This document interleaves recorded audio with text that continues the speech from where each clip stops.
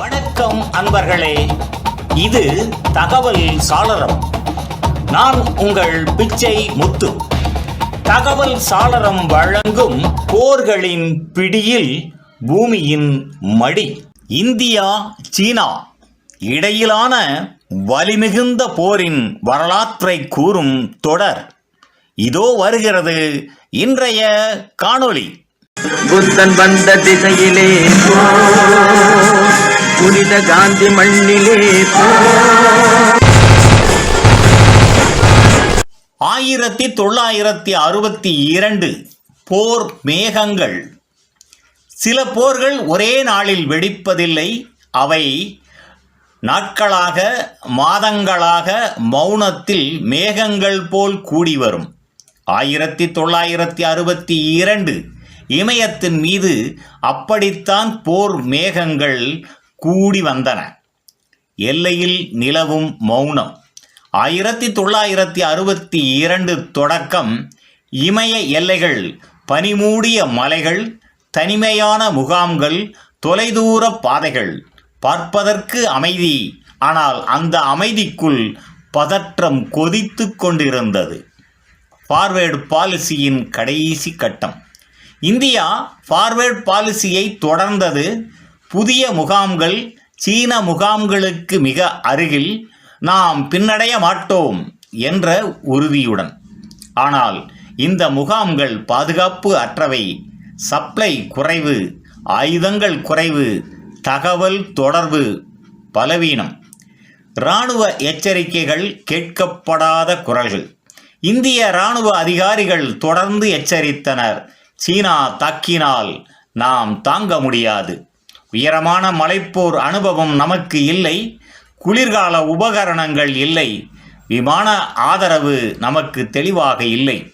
இந்த எச்சரிக்கைகள் அரசியல் மேசையில் முழுமையாக பரிசீலிக்கப்படவில்லை. சீனாவின் அமைதியான தயாரிப்பு. அதே நேரத்தில் சீனா மௌனமாக ஆனால் வேகமாக தயாராகி கொண்டிருந்தது.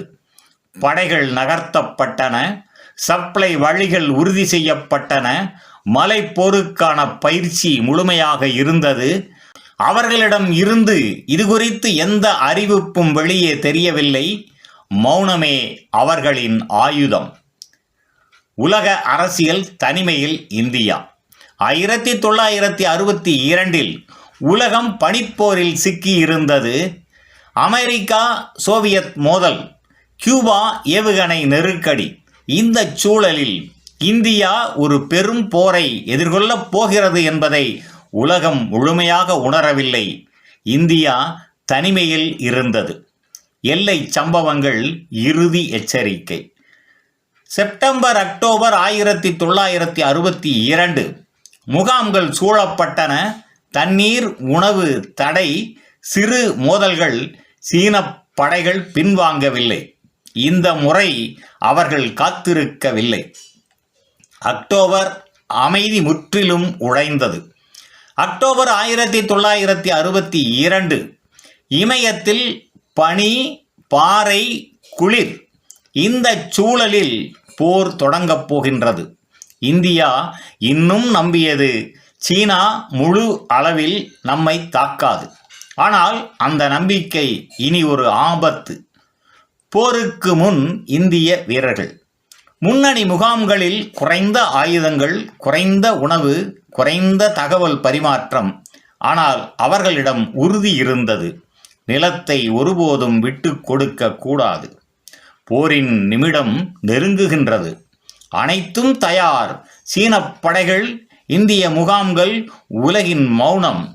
ஒரு கேள்வி மட்டும், யார் தயாராக இருந்தார்கள்? நிறைவாக 1962 என்பது ஒரு ஆண்டு மட்டும் அல்ல, ஒரு எச்சரிக்கை. போர் அறிவிப்புடன் வரவில்லை. அது மௌனமாக இமயத்தில் ஊர்ந்து வந்தது.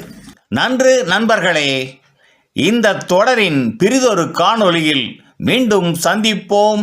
நன்றி, வணக்கம். புதியதோர் உலகம் செய்வோம், கெட்ட போரிடும் உலகத்தை வேரோடு காய்ப்போம். புதியதோர் உலகம் செய்வோம்.